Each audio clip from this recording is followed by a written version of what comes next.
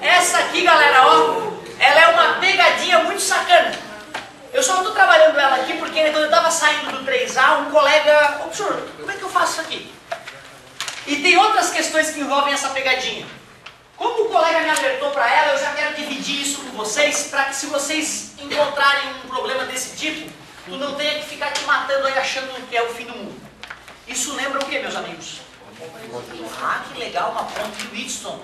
Alguém poderia nos brindar como é que a gente raciocina para achar o resistor equivalente entre esses pontos aqui, então?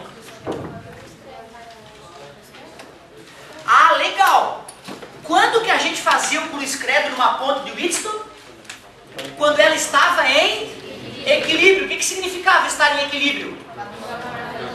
Não passava a corrente no galvanômetro. Tu concorda que essa resistência aqui está no lugar do galvanômetro?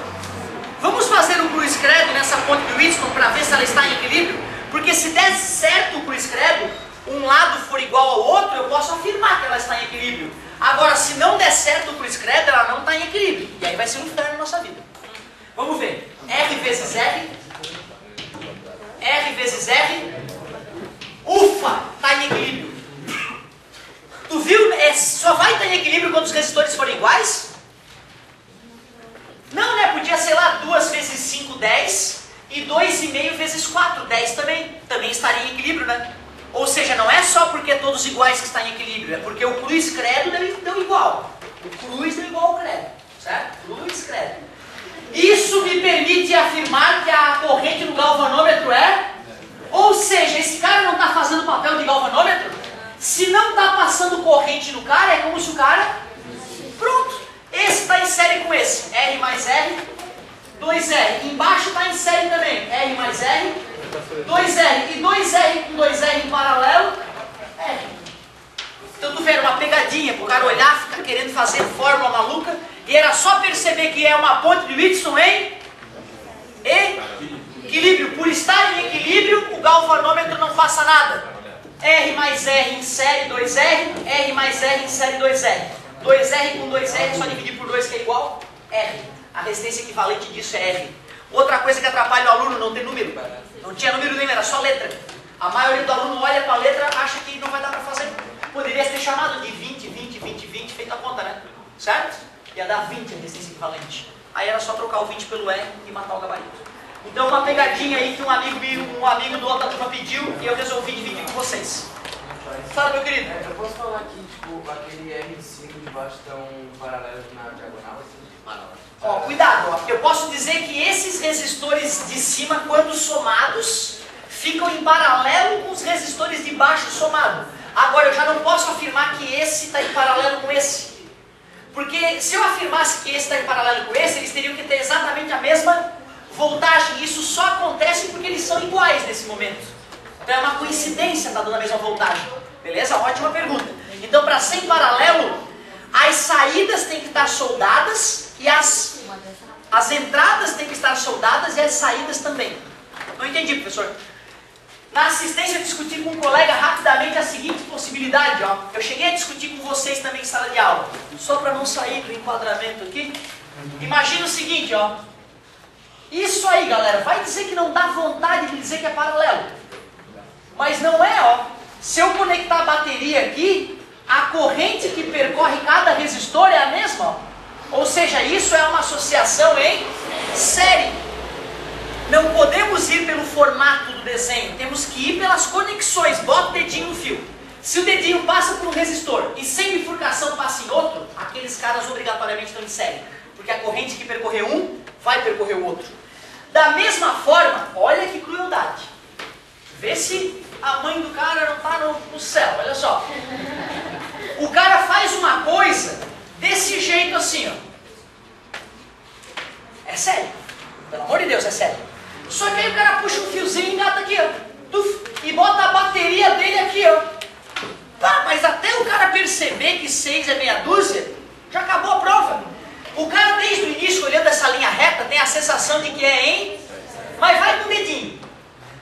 Olha lá. Vai passar a corrente pro outro toda? Não, ó. Pode bifurcar, não pode? Não está em série. Agora vamos ver o que está acontecendo. Conectadas as saídas ou entradas, não é? E olha só essa com aquela ali, ó, também não estão conectadas? Está em paralelo. Esses dois estão em paralelo. Aí você me confundiu. Não, mas que bom! Que bom que foi agora na sala de aula. Imagina se fosse no vestibular. Então olha só. R1 e R2. Voltagem. Vamos ver como é que sai dessa? Os filhos da mãe vão desenhar no vestibular de um jeito para tu te apavorar. Esse é o objetivo do cara, que tu olhe e não entenda. E aí tu vai desfazer a cagada que ele fez. Tu vai redesenhar. Olha como é que tu vai redesenhar. Chama de ponto A, chama de ponto B. Escreve o teu ponto A e o teu ponto B. Tudo bem? E sai redesenhando. Duas, meu querido! Vai ter que aguentar, não tem jeito. Duas! Olha aqui. A e B. Olha só, olha só, olha só. Aceitas? Do A para o B, tem o R1 conectando do A para o B. Não é isso? Que ponto é esse? É o ponto A porque está conectado, ó, tem um fio. Ou seja, o resistor 2 está conectado entre A e B. E a bateria está conectada onde? Entre A e B. Oh, realmente já está paralelo. O cara só desenhou assim porque ele é um filho da mãe. Ele desenha assim para o cara acreditar, está em série, soma, né? E toca a ficha. Não, era na verdade 1 sobre R1 mais 1 sobre R2.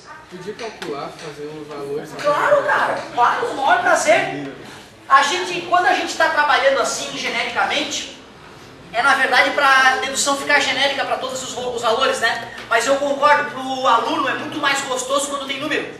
Então vamos lá. Eu digo que R1 é 90 ohms. Digo que R2 é 45 ohms. E digo que a voltagem são 180 volts. Eu pergunto a corrente em R1, a corrente em R2, a resistência equivalente e a corrente na bateria. 4 perguntas. Corrente na bateria em R1 e R2 e o resistor equivalente.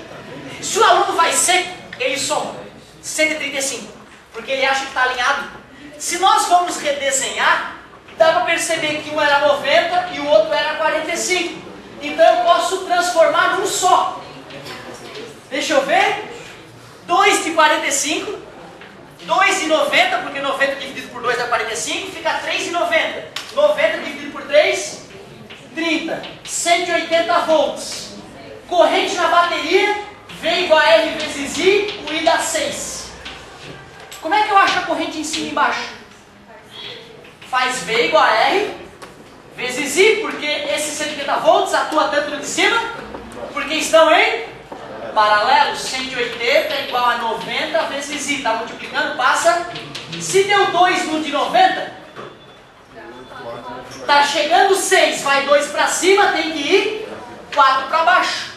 Resistência equivalente. Corrente no resistor 1, corrente no resistor 2 é 4, corrente na bateria 6. Respondi as 4 perguntas. Muito obrigado pela dica. Obrigado a você.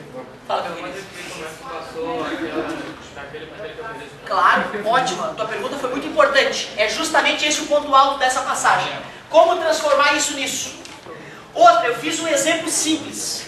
Eu já fiz exercício que eu tive que redesenhar 3 vezes até entender o que estava acontecendo. Ou seja, não era só o ponto A e B, era ponto A, B, C e fio para tudo que é lado. Tem que redesenhar o ponto A, B e C alinhado e ir conectando o resistor de cada vez. O grande segredo para essa passagem, meus amigos, é perceber que esse ponto equivale a esse. Por que esse ponto equivale a esse mesmo? Porque tem um fio metálico conectando os dois. E quando eu desenho uma linha reta dessa, eu estou considerando resistência elétrica? E aí? O que é essa linha aqui mesmo? Fio condutor, isso aqui. É um fio condutor, é aquilo ali. É um fio condutor. Eu te pergunto, daqui até aqui, este fio condutor tem resistência elétrica? Aqui não, no mundo real tem.